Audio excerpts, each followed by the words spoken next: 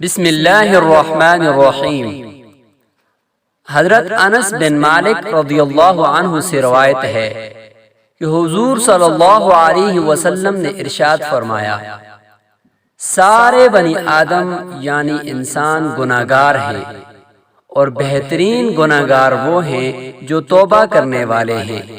سنن ابن ماجہ حدیث نمبر 4251۔ معزز ناظرین، اس حدیث مبارک کی روشنی میں ہم دیکھیں کہ کہیں ہم اپنے گناہوں کے اوپر ڈٹے ہوئے تو نہیں ہیں۔